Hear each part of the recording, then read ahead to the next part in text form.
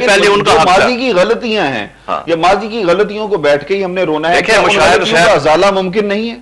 मुशाहिद हुसैन सैयद जो है जी जी, उनका एक कमीशन बैठा था, वो गए थे चौधरी शुजात के साथ। जी जी, उन्होंने 25 पॉइंट का एक वो एजेंडा दिया था।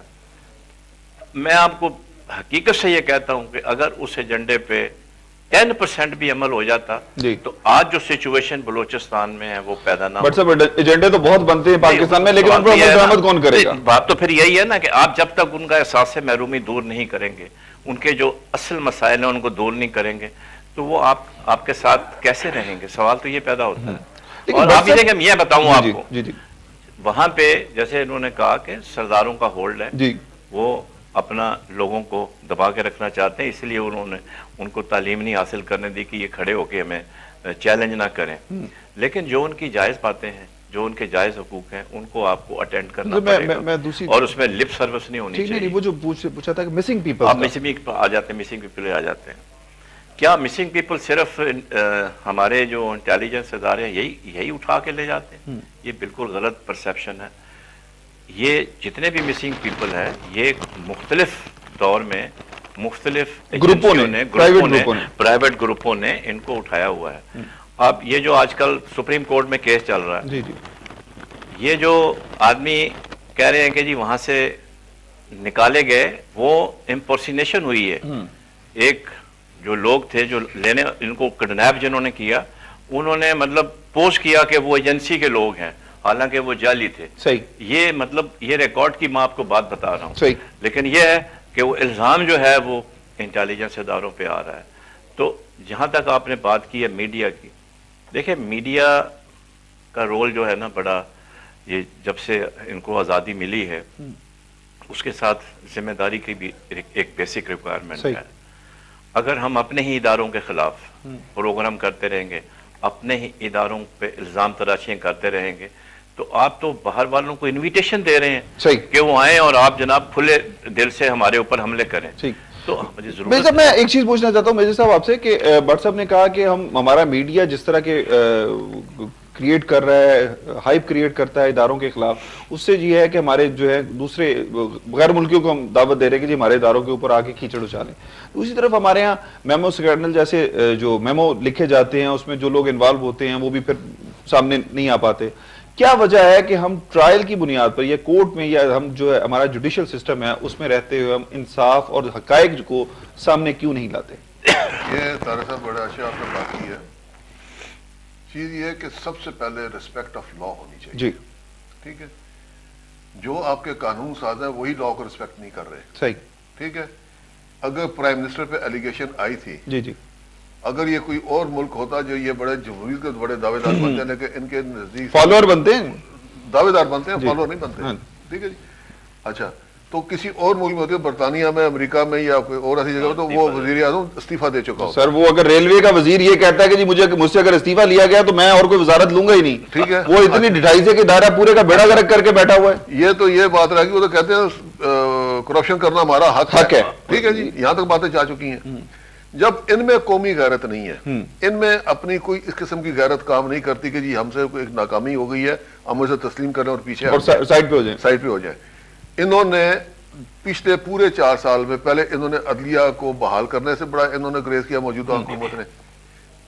जैसे बहाल हुई आपको भी पता है, जब वो बहाल होगी उसके किसी फैसले पे इन्होंने अमल दरामद नहीं किया, बिल्कुल नहीं। और फिर कहते हैं जी कि हम अमल दरामद भी करते हैं, अदलिया का एहतराम भी करते हैं, और जब अदलिया उसको बुलाना चाह रही है प्राइम मिनिस्टर को नहीं, उसको अपना मंसूर एजाज को, ठीक है, तो आपका वज़ीर आज़म कहता जी थानेदार तो मैंने ही लगाना है। अच्छा, ठीक है, इससे complete challenge to the court, तो तुम जो मर्जी कर लो, थाना तो मैंने ही लगाना है, सही, ठीक है। जब उसके बाद रहमान मलिक साहब है, वो उससे बढ़ के 4 स्टेटमेंट दे देते हैं। तो जब तक ये लोग जो खुद कानून साज हैं ये कानून का एहतराम नहीं करेंगे, तो कानून का एहतराम कौन करेगा जिसके गरीब के पल्ले कुछ नहीं है, सही, ठीक है। तो यहाँ पे सबसे बड़ा फुकदान है कि there is no respect of law. ठीक, अभी अगर जनरल कियानी ने या जनरल पाशा ने अपना एफिडेविट जमा करा दिया टू दी सुप्रीम कोर्ट वो मेमोगेट के इशू में, तो उस पे जनाब यूसुफ गिलानी ने कितना शोर उठाया। और वो भी पाकिस्तान के जब वो एक स्ट्रेटेजिक दौरे पे गए हुए थे, ठीक है, उस दौरे में उनकी चाइना के अखबार को बुलाकर उन्होंने एक स्टेटमेंट दे दी। अच्छा, जब आर्मी ने लेकिन वापस भी तो बड़े मजे से लिया ना जी। अच्छा, जब आर्मी ने सारे फैसले वापस लेते, आर्मी ने खुले दिल से सुप्रीम कोर्ट की सुप्रीमेसी को तस्लीम किया। सही, ISI ने किया। सही, उन्होंने मांगा, इन्होंने जवाब थ्रू प्रॉपर चैनल उनको दे दिया। ठीक है, तो उनको क्या तकलीफ है कि वो क्यों नहीं देते? दर हकीकत असल में तारिक साहब बात यह है, जो क्लॉज 248 है ना, जो इम्यूनिटी, ये इस्लाम के शरई रूह के खिलाफ है। अगर हजरत उमर को कोर्ट में तलब किया जा सकता है तो ये उनसे बड़े कोई नहीं है। ठीक है, this was created by those who were ruling us like slaves। ठीक है, ठीक, तो ये चीज जो है क्लॉज ये खत्म होनी चाहिए 248। मैं एक चीज पूछना चाहूंगा कि जो बीइंग ए बैरिस्टर, आप समझते हैं कि पाकिस्तान में रूल ऑफ लॉ जो होगा वो होगा या सिर्फ कहा ही जाता रहेगा? अच्छा, अभी बात हो रही थी मिसिंग लोगों की, ठीक है जी, मिसिंग होंगे हैं, उसे इनकार नहीं किया जा सकता, लेकिन उसके रीजंस देखने चाहिए कि कौन कहाँ किस तरह से मिस हुआ। ठीक है, और फिर बात आती है सिर्फ ISI पे या हमारी इंटेलिजेंसेस पे, जबकि अभी बात हो चुकी है कि वहाँ पे हजारों दूसरी इंटेलिजेंस एजेंसियां भी काम कर रही हैं और प्राइवेट ग्रुप भी काम कर रहे हैं, और ये BIA जैसे जितने भी टेररिस्ट ग्रुप हैं वो भी तावान के लिए तावान की वारदातों में मुलव्वस हैं और इस दौरान में पैसे लेके लोगों को मार देते हैं। हमें बताया जाता है मिसिंग पीपल का, वो भी बहुत ज्यादा बढ़ा के बताया जाता है, इस हद तक नहीं है। और इसमें ये सारी बात जो आती है वो मीडिया की आती है कि मीडिया को जो है ये जो फैक्ट्स एंड फिगर्स है वो बताने चाहिए, जो लोकल वहाँ के इश्यूज हैं वो बताने चाहिए, जो इश्यूज मीडिया में आते हैं, वेस्टर्न मीडिया में आते हैं, उसको डिफेंड करना चाहिए और उसका बैकग्राउंड बताना चाहिए। इसका मतलब ये होता है कि वो लोग जो बात कहते हैं हम उसको 10 मरतबा और रिपीट कर देते हैं, हम खुद भी ये नहीं जानना चाहते कि उसके पीछे रीजन क्या है। तो जब रूल ऑफ लॉ की बात आती है कि ये इसी तरह से रहेगा या नहीं रहेगा, सब कुछ चेंज हो सकता है अगर हम करना चाहें तो। अभी भी वक्त है, ठीक है, बलूचिस्तान की हालत भी संभाली जा सकती है, मुल्क की हालत भी संभाली जा सकती है, और सुप्रीमेसी ऑफ लॉ जो है इसको भी हम बना सकते हैं।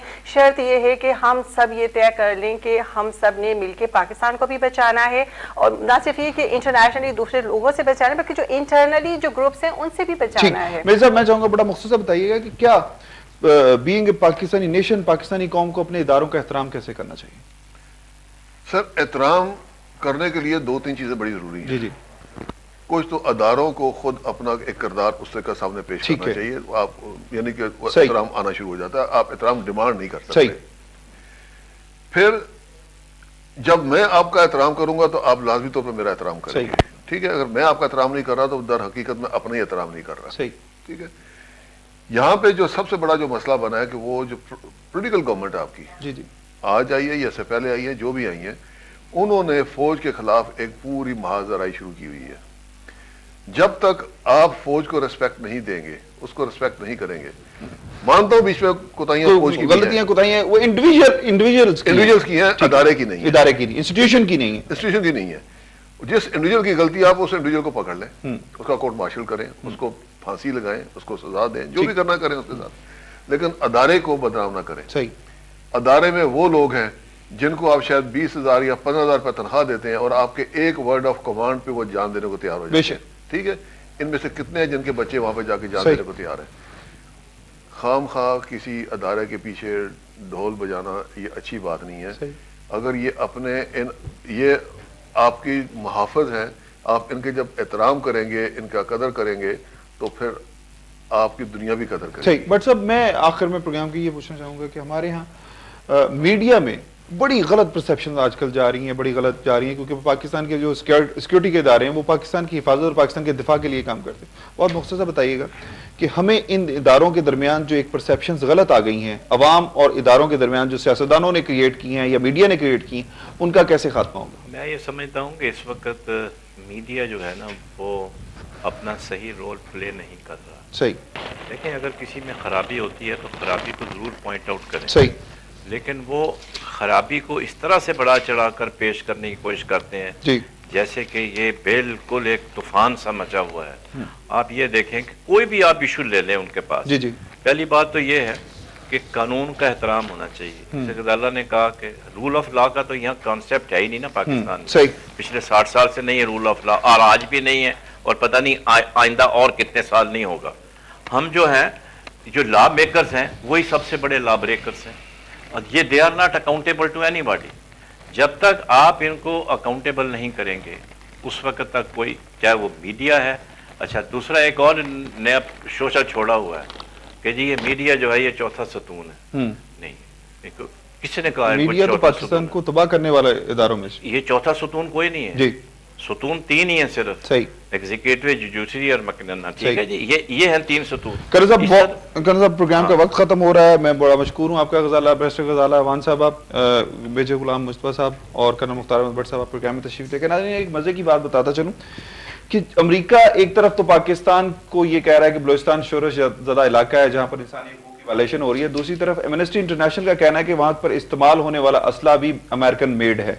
क्या पाकिस्तान में जब पाकिस्तान के खिलाफ जो साजिशें करने वाले जो लोग हैं उनकी निशानदेही हो जाती है, जब उनके सबके बैकग्राउंड्स का पता चल जाता है, तो तब अगर पाकिस्तान के मुहाफिज और पाकिस्तान के दिफाई इदारे अगर पाकिस्तान के दिफा के लिए काम करते हैं तो उसको इंसानी हकूक़ की वायलेशन करार दिया जाता है। जबकि अमेरिका खुद पूरी दुनिया में 170 से ज़ायद ममालिक में इंटरवीन कर चुका है, मुख्तलिफ ज़राए से, डायरेक्ट या मुख्तलिफ ज़राए के जरिए। क्या अमेरिका को कभी इंसानी हकूक़ की खिलाफ वर्जियों जो उन्होंने खुद की हैं उस पर कभी नदामत होगी? क्या अमेरिका इस सारे मामले में, जिसके पीछे अब जूइश लॉबी भी अमेरिका में सरगर्म है, क्या पाकिस्तान के दिफा के लिए पाकिस्तान की अफवाज जो इकदाम करती हैं उनके खिलाफ प्रोपेगेंडा बंद करेगा? इसके लिए सोचना सिर्फ इस अमर पर है कि पाकिस्तानी कौम को अपने इदारों के साथ खड़ा होना होगा। जिस तरह हमने नेटो की सप्लाई बंद की, इसी तरह अमेरिका की जो पाकिस्तान में मुदाखलत है इसको भी बंद करना होगा। इसके साथ ही अपने मेजबान मियां तारिक को इजाजत दीजिए। अल्लाह निगहबान। पाकिस्तान जिंदाबाद।